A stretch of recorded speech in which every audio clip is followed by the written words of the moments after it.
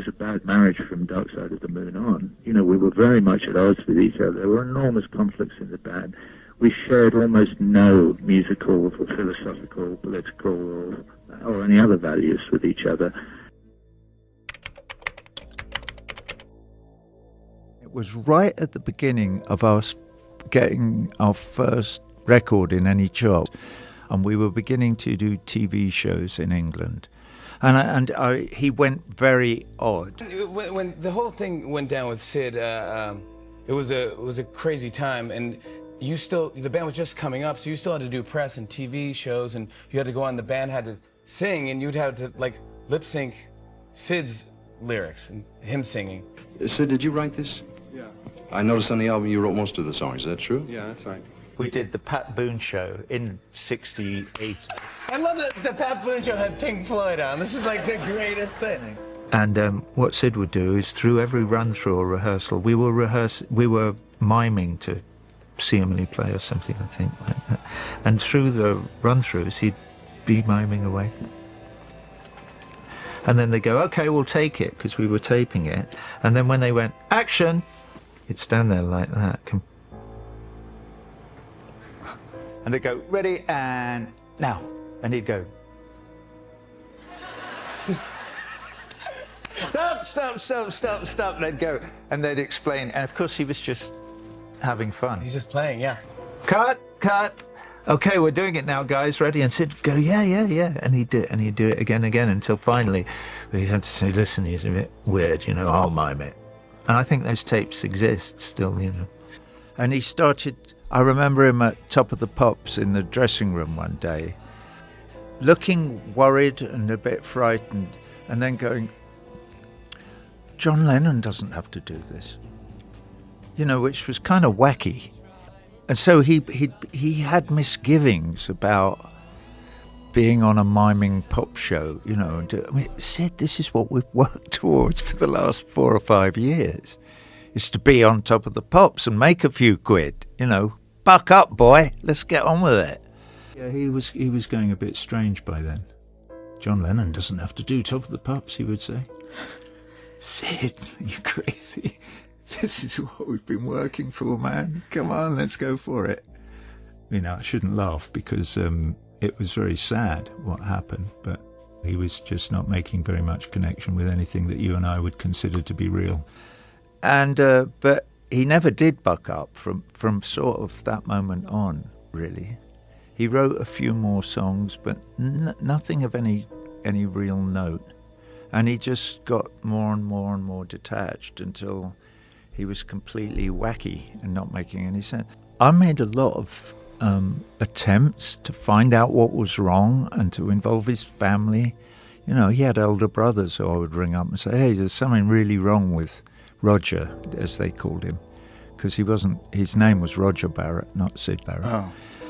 And I alerted his family as well, and his elder brother Alan, I think, was a doctor, and he actually came up to London and seen him, and went back and said, no, he's fine, I've seen him, there's nothing wrong with him. Well, we all knew there was something seriously amiss, He's fine, he's had some troubling times, but he's actually fine. And I went, Alan, he's not, but trust me, I live with him, And we tried to get him to a shrink, on a number of occasions, but he would never go in.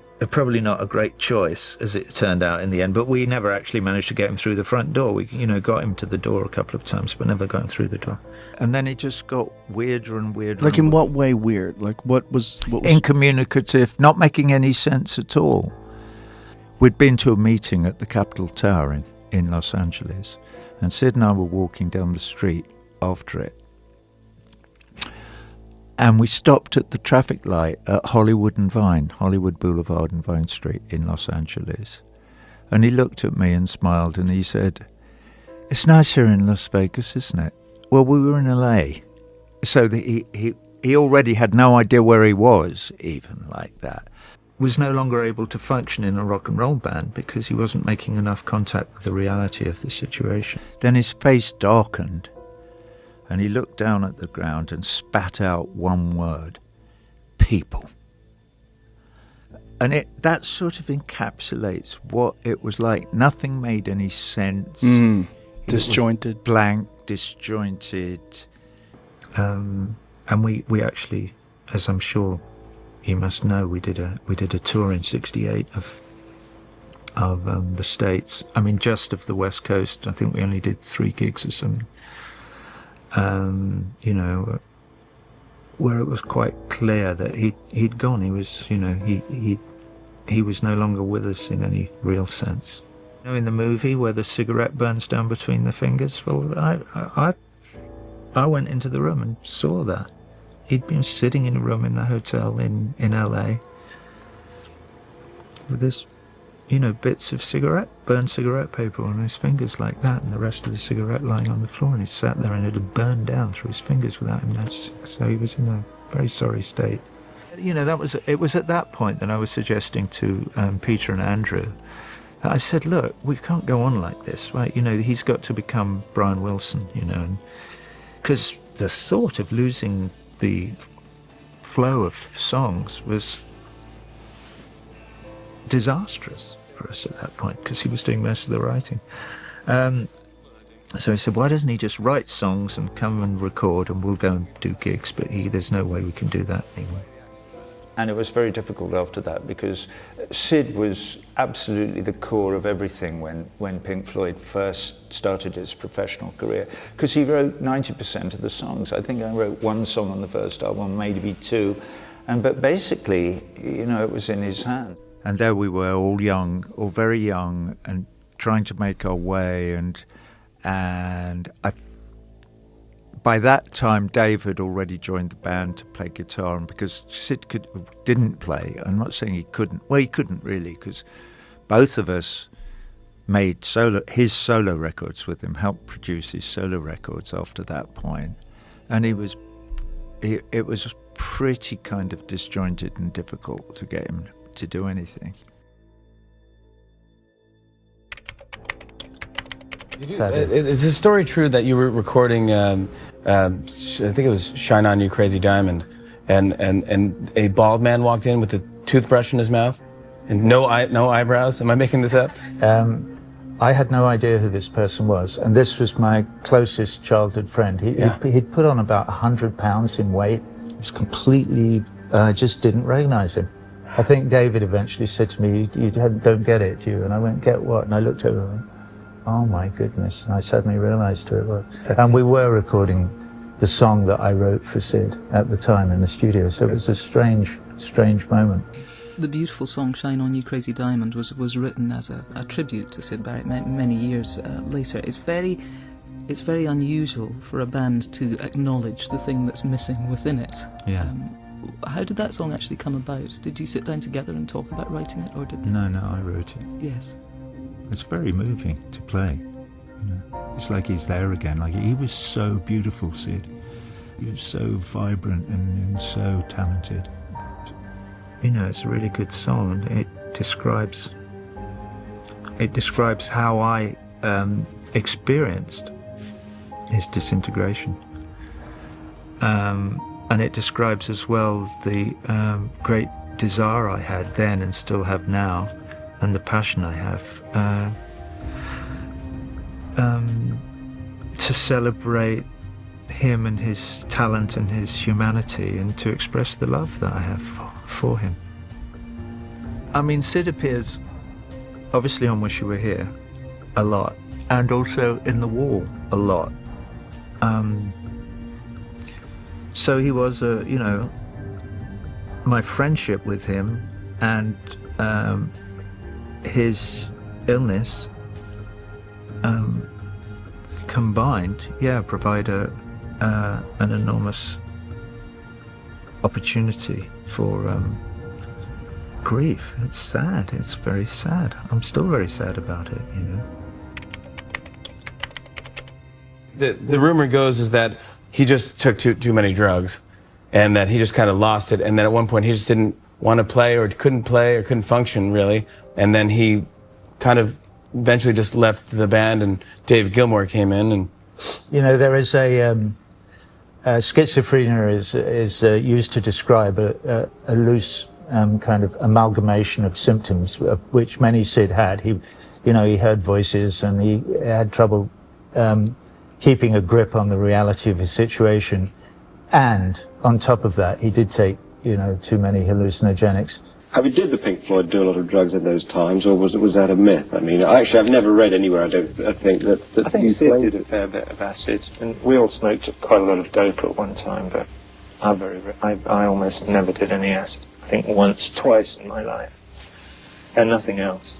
Was it drugs that destroyed Syd Barrett as a member of Pink Floyd? And if it was, how close did drugs come in that era of acid and psychedelia to actually destroying the band? Well, my personal belief is that drugs, LSD was not solely responsible for Syd's illness.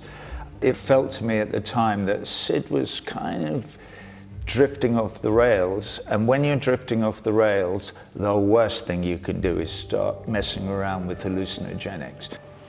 Marijuana, to a certain extent, and acid to a large extent, can do nothing but exacerbate that collection of symptoms that we put together and loosely describe as schizophrenia, And so there is no doubt but that those things are very bad for schizophrenics. They worsen the condition and so on and so forth. And there is no doubt that Syd was schizophrenic and that he was taking those drugs at the same time.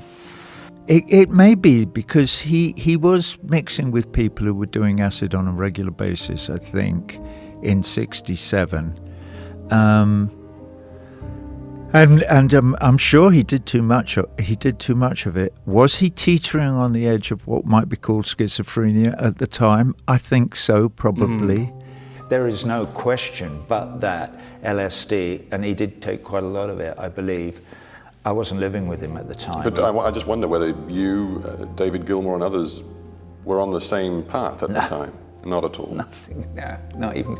I took LSD once in my life, and it was amazing, but I thought, wow, I don't want to do that again. Not because it was horrific, but just because that's a choice you make. You either go down that path or you don't. But it definitely exacerbated the symptoms that, loosely strung together, you and I might call schizophrenia. He heard voices, he became incommunicative, he turned into a different person. They were black holes in the sky. I think if you were in the position of being an incipient schizophrenic like he was, any hallucinogenics are a very bad thing. So it was very sad, and he sort of drifted away from the reality of the rest of our lives. Whatever happened to Syd Barrett? Do you still speak with him? No, I haven't spoken to him for a number of years. All right, Richard, one thing too, and to everybody else listening, Syd has not actually been active in very many circles at all lately, so it'd be very difficult to talk to Syd, just in case you were wondering. And if that sounded like actually our friend Roger was being very polite. I understand you do a bit of a tribute to Syd Barrett in your live show tonight. What's happening with Syd? When was the last time you saw him? Is he still very much a recluse? Yeah, he's still very much a recluse. Well, he's a schizophrenic. I mean, you knew that. Everybody knows that. He lives in Cambridge, and he's in and out of the hospital, and I think he still lives with his mum. He doesn't really do a great deal. It's sad, but it's one of the sad facts of life, you know. They haven't been able to do very much for him. And he lived a very solitary life. And I spoke to his sister Rosemary after that, and saying, does it make any sense, to go and visit? She, no, don't do that. And she told me, I said, why not? And she said, well, he gets very agitated and upset if he's reminded of what happened before, whatever this is. He doesn't like it. He doesn't like contact with people from that part of his past. It upsets him, so I stay away from him. And and in a way, I think in a way that's all I can do, because it would not be cool to upset him, but it would upset me as well. You know, here's somebody who'd been a friend with, you've had laughs with, and you've spent your youth with, and you've had all that history with, and to not be, and it's like, hello. It's just, it would be very uncomfortable for me as well. Would you ever work with him again if things were, I guess, feasible? Sid is not coming home, I'm afraid. Or not, there doesn't seem to be. He's, the voices he hears are too loud, I think, for him to make much sense to the rest of us. I was in Harrods, shopping, and I saw Syd. Did he recognise you? I don't think he saw me. I saw him, he had his brown paper bag, he was buying sweets. Because I think he just lived on sweets.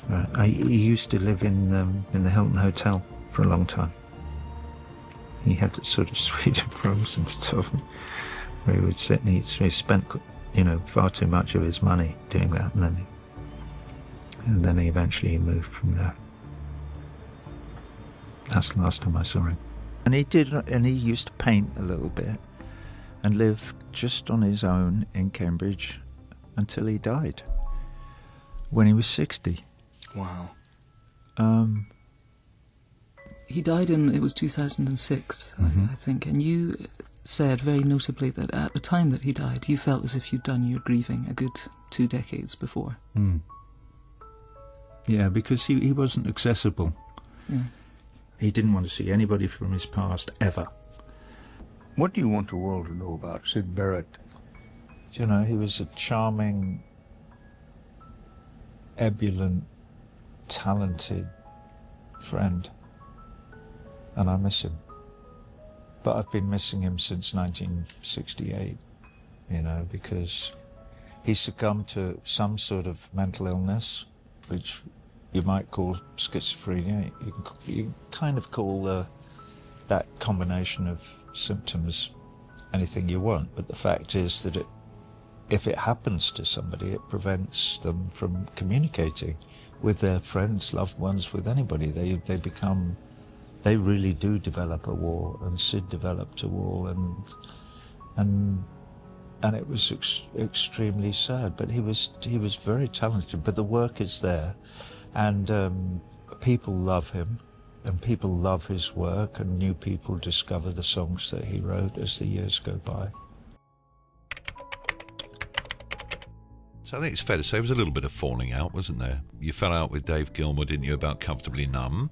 So folklore has it. And is it true that you had a bit of a stand-up row in a North Hollywood restaurant over that? I don't remember that, no. Well, funnily enough, I'd already had songs on the first album and on the second album when Syd was still there.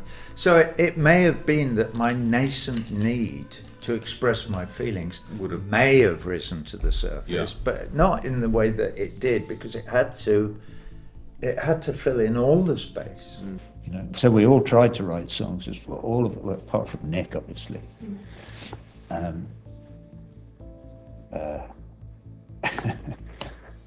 And that's obviously what caused all the trouble in the band, is that it's all strong stuff, and it didn't sit well with the rest of them. You've said of yourself, I know I can be an oppressive personality because I bubble with ideas.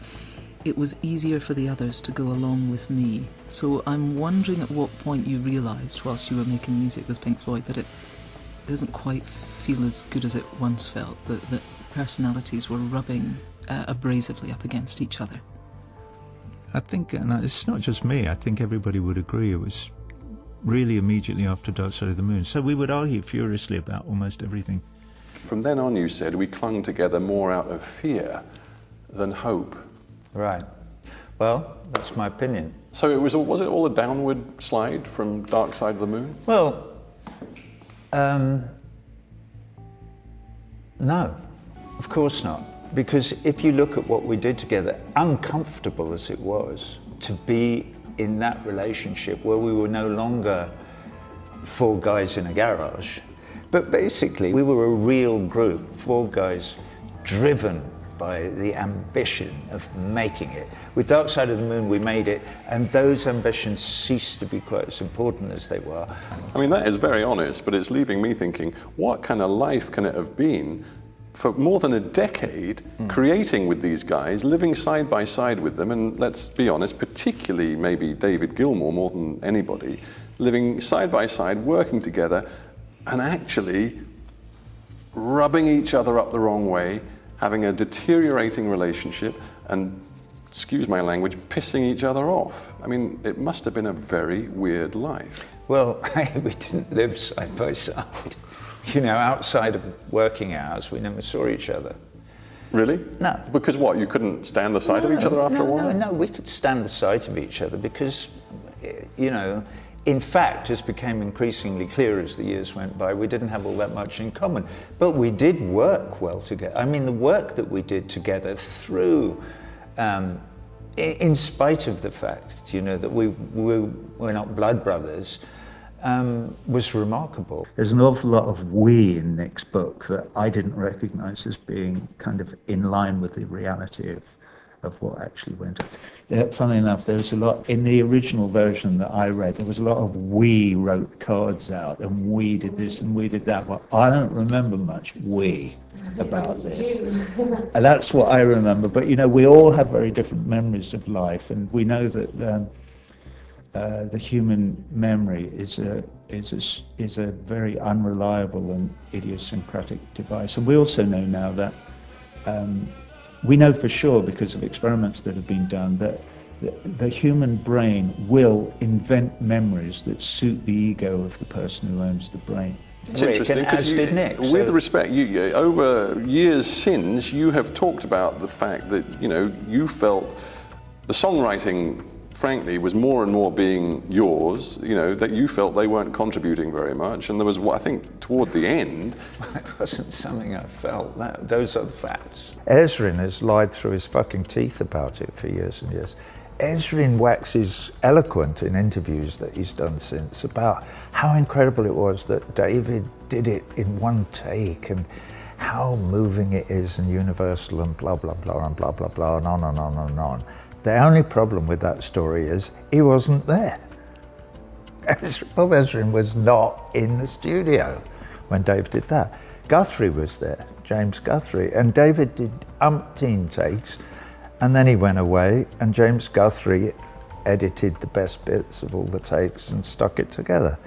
Looking back, do you think there is some truth in the caricature of you as being a control freak, domineering, and just trying too much, too often to drive the band exactly where you wanted it to go?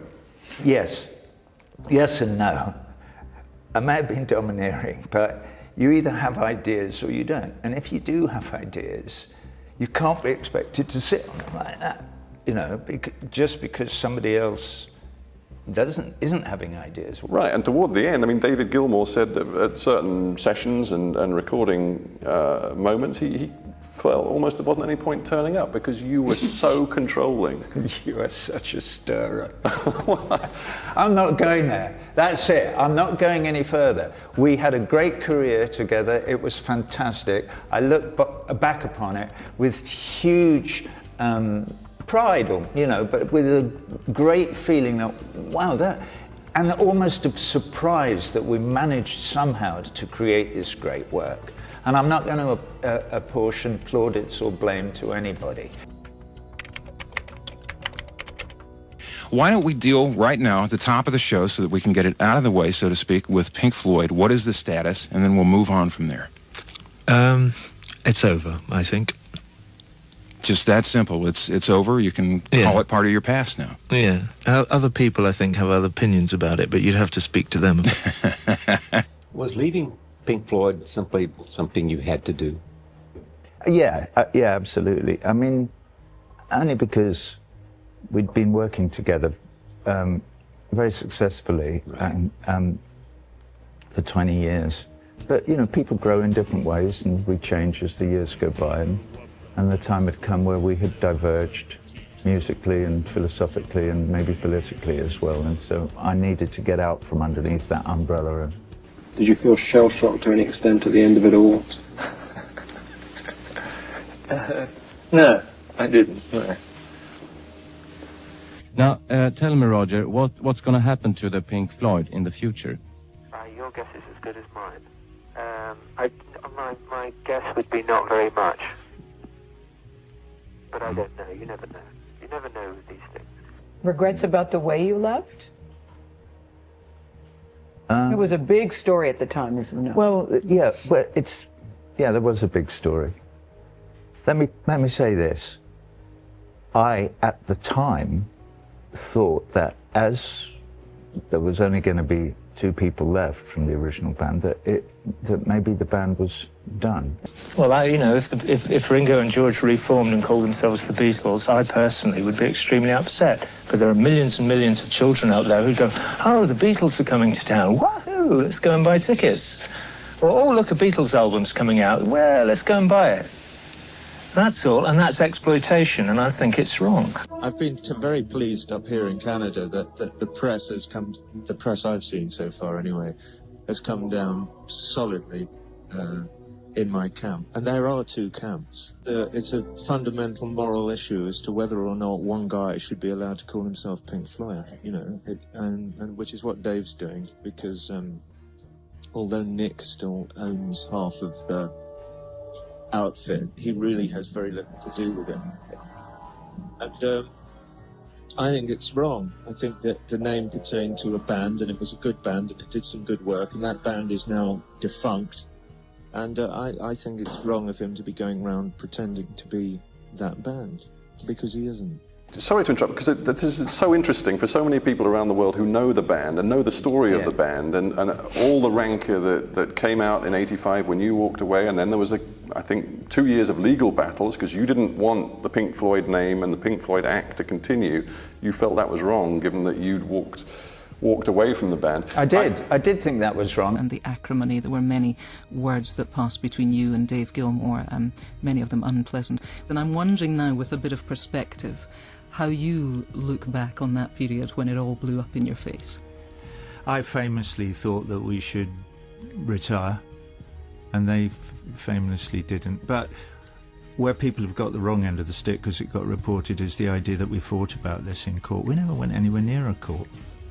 But lawyers were involved, let's say. Lawyers advised both of us, I could remember how it had been years before, when we were kind of overtaken by the numbers, and before those connections that we made were obliterated by the weight of numbers. Right. They said, listen, you can't retire the name. You can fight to get it for yourself, and you probably get it. And I went, I don't want it. And they said, this is a valuable piece of property, so you can't just say, I've decided to throw it away. Right. It's worth money, so it has to exist. And I was wrong. Were you? Of course I was. Who cares? It was a commercial decision. And in fact, it's one of the few times that the legal profession has taught me something. Because when I went to these chaps and said, listen, this isn't Pink Floyd anymore. They went, well, what do you mean? That's irrelevant. It is a label, and it has commercial value. You can't say it can cease to exist. You obviously haven't looked back to Runnymede, and you obviously don't understand English jurisprudence. It's not about what you think it's about, it's what it is. As it turns out, I discovered that people are only interested in property, and the name Pink Floyd was extremely valuable. So when I said this to lawyers, they said to me, are you insane? Nobody cares a damn about that. You cannot retire. You cannot take a decision to take something that's valuable and retire it. And I went, oh, okay, thank you. So that was the end of it.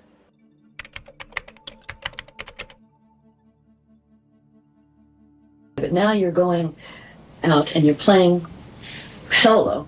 And how do you feel about that? Do you feel wonderful? Different? I feel great about it. Do you miss the bandmates? Do you miss? No. Perhaps now that you're out of the Floyd thing, which was a huge commercial success, now you have more freedom as an individual artist. Well, not really. It's more comfortable now because I don't have people, stabbing knives in my back all day long. But I always did exactly what I wanted, I have to say, up until the final cut. It's just that, the band ceased to be a band and was over. So I don't have any more freedom now than I did then, but it is much more fun. It's always difficult when you've been in a successful band to go and work and working in a solo capacity after that, because a lot of people not just don't notice what you're doing because you're no longer in the band. That happens to a certain extent, but other people kind of resent it. One of you, I can't remember who it was, but one of you guys I'm talking to tonight was saying how it was a damn shame. It was me, Roger, actually. Well, so many of our audience would regard it in that way, so I thought on behalf of it. Well, that is a cross that I have to bear. And as I was saying to you before, it's another damn shame for me. We had run our course. We were... that was a bad marriage from, although we produced some good work, it was a bad marriage from Dark Side of the Moon on. We were very much at odds with each other. There were enormous conflicts in the band. We shared almost no musical, philosophical, political, or any other values with each other. And we were held together simply by the weight of the name, and the ease of living under that kind of corporate umbrella. But that's not a happy experience, in fact, for an individual who's in it, who still has a need to change, develop, express themselves, and become more themselves, go more through the process of individuation. The critics at the time weren't really liking your solo material. Well, that may well be true as well. But the fact is that Joe Public would respond to anything, that was called Pink Floyd, in a way that they would never respond to anything that wasn't. And people might say... How frustrating was that for you?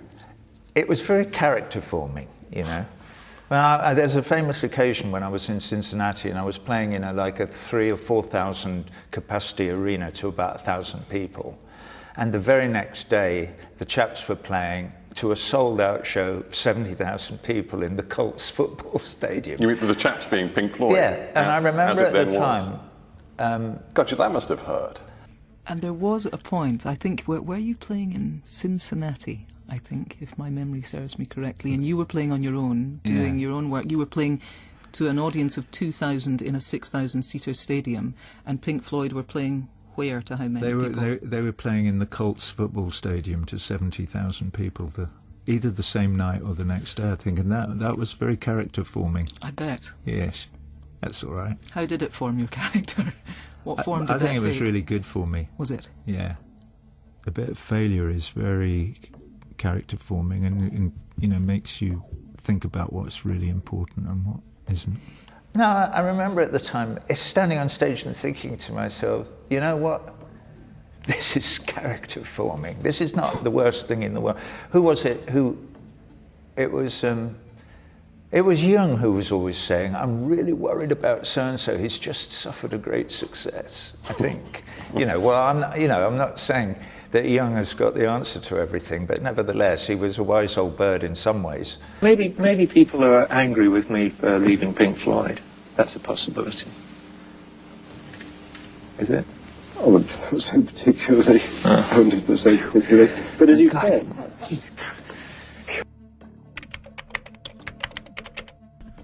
And do we dare ask how you now feel about performing material from your former band? Well, I feel fine about it. I've performed stuff that I wrote when I was in Pink Floyd since I left in both the previous tours that I've done, and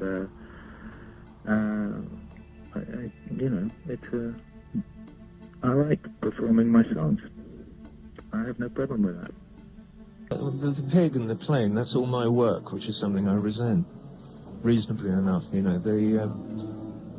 Those are things that I designed for Pink Floyd shows, and I think really they ought to design some stuff of their own, New music and touring, what's your vision of the future of Floyd? My vision of the future of what? Of Pink Floyd. Of Pink Floyd? I have no idea. You'd have to ask them. Do you have a hope, a dream, a direction you'd like to see it go, or is there any hope for the future of the band in terms of what you would like? Well, no, it's nothing to do with me. Okay.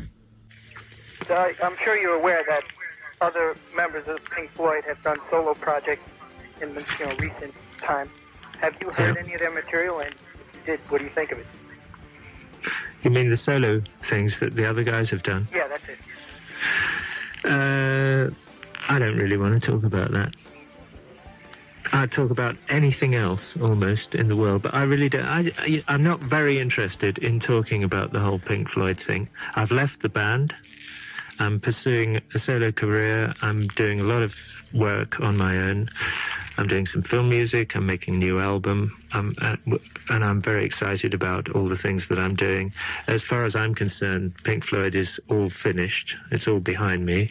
My understanding is that there's a possibility that Dave Gilmour and Nick Mason may attempt to make a Pink Floyd record on their own. I wish them every success in that endeavor, but I'm not interested in it. Have you seen them live, or have you listened to the new album? I've listened to the album, yeah. No, I haven't seen the live show, but I know a number of people who have. How do you like the record? I think it's a very facile but quite clever forgery. I mean, they're clear. In fact, not just from listening to the record, but from all kinds of other things, I know that they sat down and tried to make a record that sounded like a Pink Floyd record.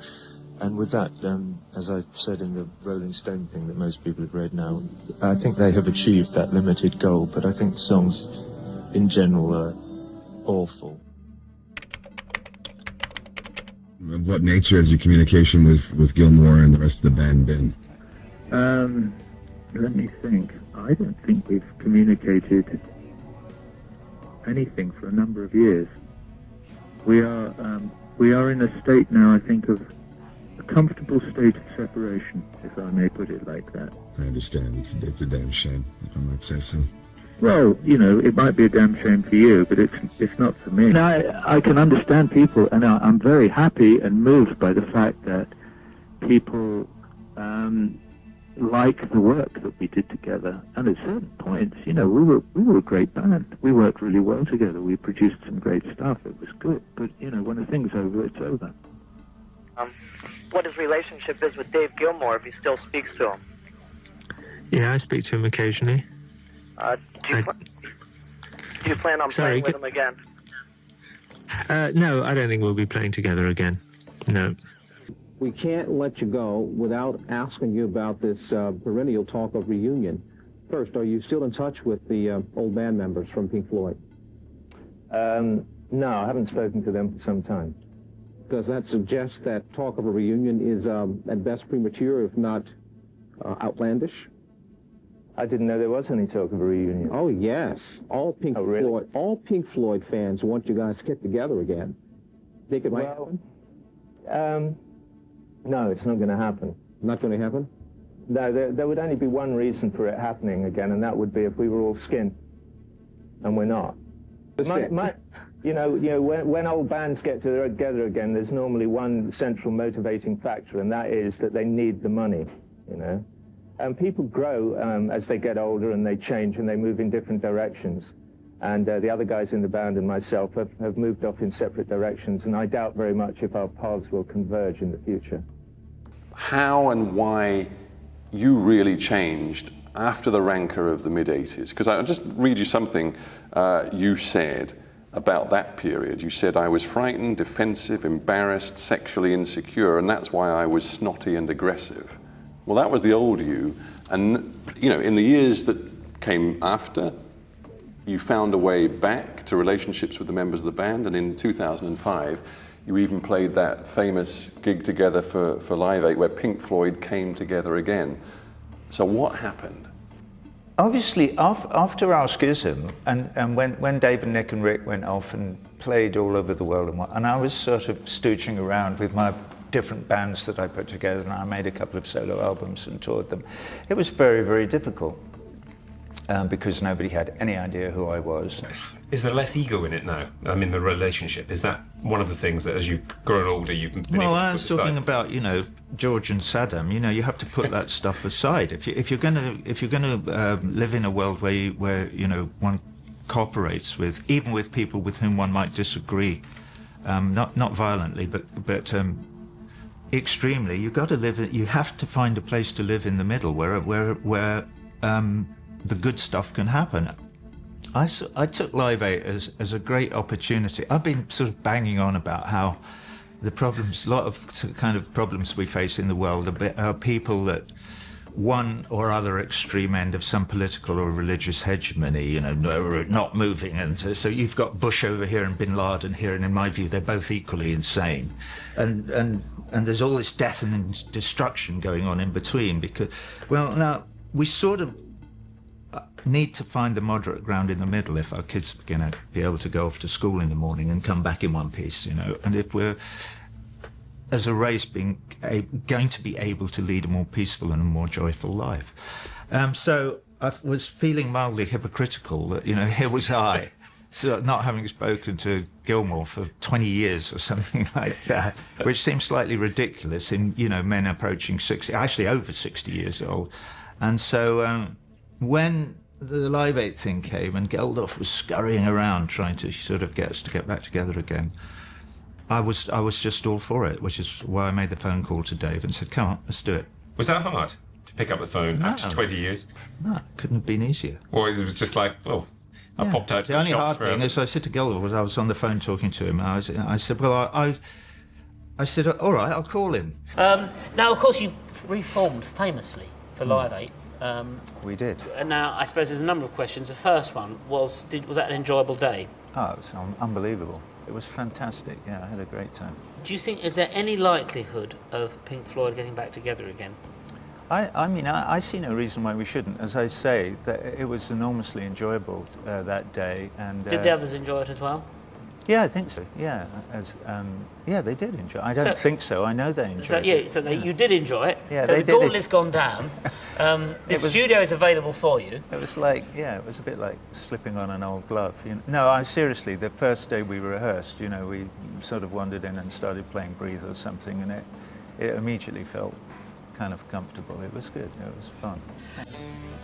I have to say, one of the things about doing Live 8 for me was that I thought it's all very well to espouse all these high ideals about how we should be more cooperative with each other. And here I am, and there's a guy who I worked with closely for a number of years who I haven't spoken to for 20 years or whatever it was. And it was kind of ridiculous. I was really happy to be there, From that moment, yeah. What are the chances of you and the other guys of Pink Floyd getting back together for something longer lasting, another tour, another album? I think another album is a bit of a stretch. However, to play live again together, I'd do it in a heartbeat. So will it happen?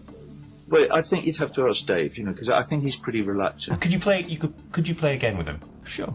Do you think you might? I mean, obviously your fans want to see Pink Floyd together again. I honestly don't know. I have absolutely nothing against it in one way or another, whether it was another little one-off like that or whether we were to do something together as a sort of last hurrah. I have no idea, and I haven't spoken to Dave about it. I've spoken to Nick about it a bit, because Nick and I are friends.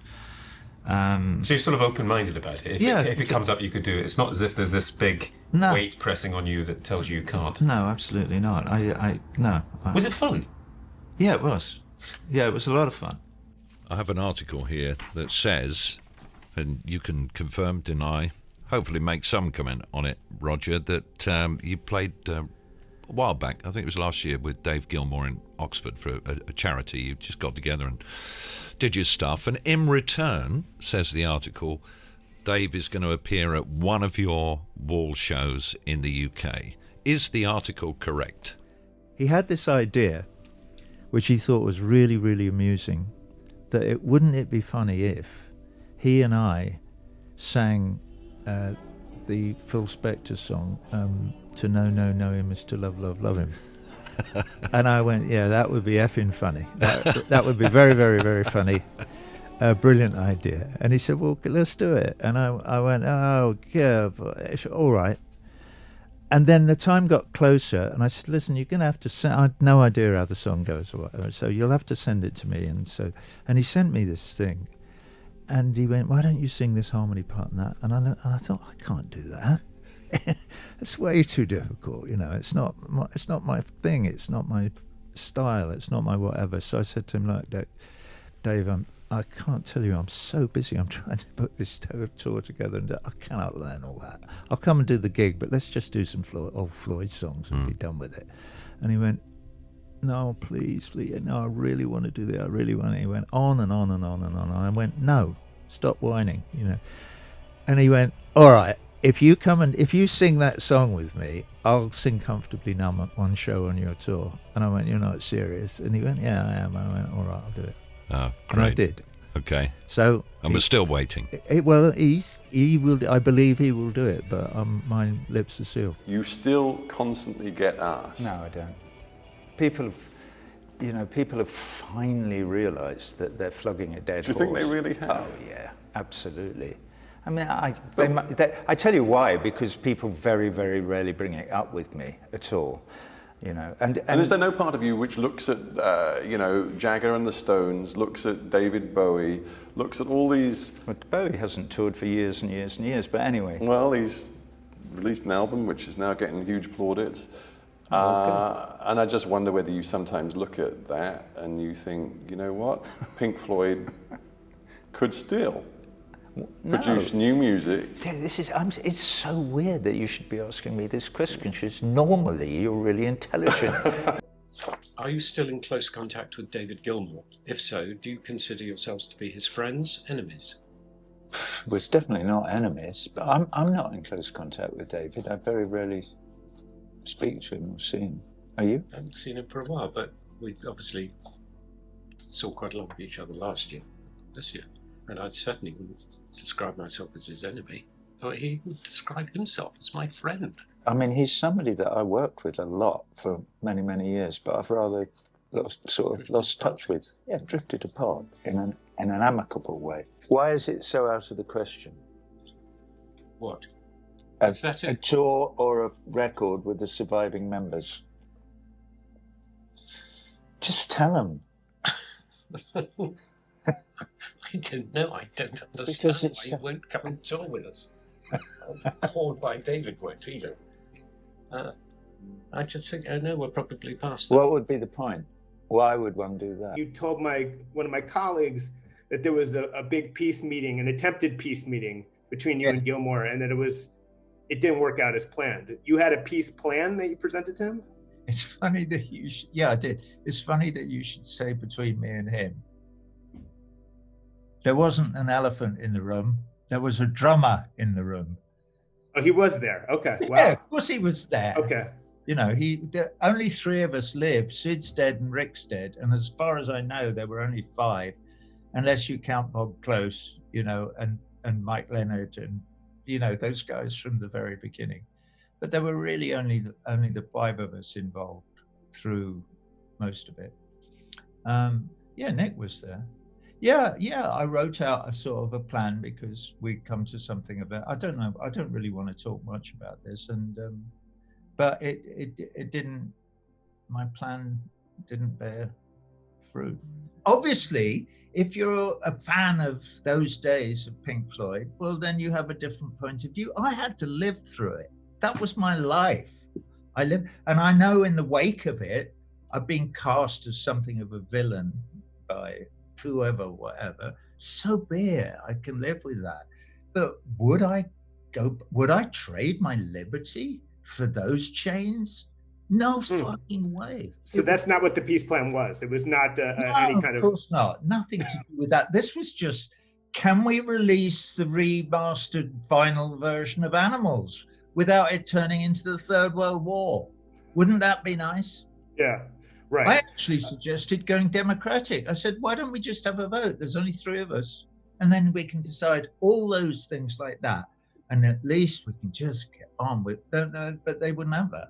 They didn't. Yeah. God knows why. Not that there is a God, but you know what I mean.